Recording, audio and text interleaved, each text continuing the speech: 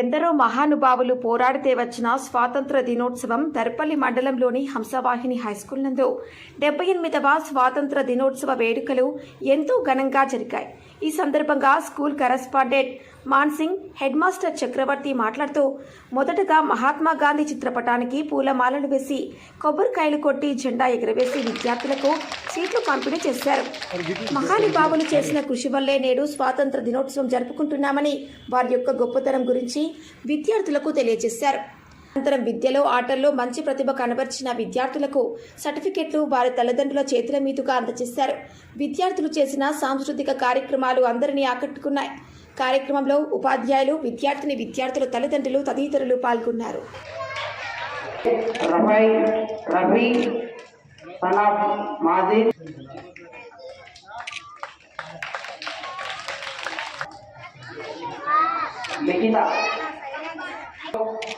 Seventh class के Shrikar सनाब Nagesh seventh class ये विमल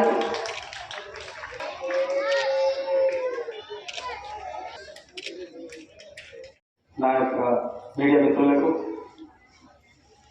మా ఉపాధ్యాయ బృందానికి, విద్యార్థులకు ప్రతి ఒక్కరికి పేరు పేరున స్వాతంత్ర దినోత్సవ శుభాకాంక్షలు.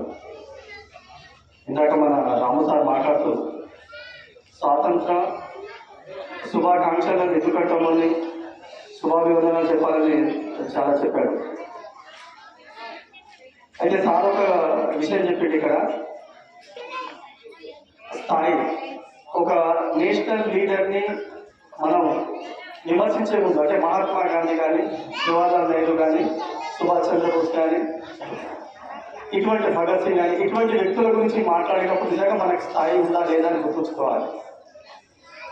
ఇండివిజువల్లీ అంటే పర్సనల్లీ వాళ్ళు ఏది అయినప్పటికీ దేశం కోసం వాళ్ళ ప్రాణాలను, అదేవిధంగా వాళ్ళ జీవితాన్ని త్యాగం చేసిన వ్యక్తులు కాబట్టి వాళ్ళ పేర్లు, అంటే చరిత్ర ఉన్న రోజులు వాళ్ళ పేర్లు ఉంటాయి.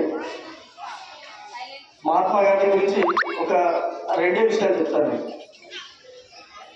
మహాత్మా గాంధీ గ్రేట్ లాయర్, బ్రిటన్లో అప్పటికే కోర్టు సంపాదించాడు ఆయన.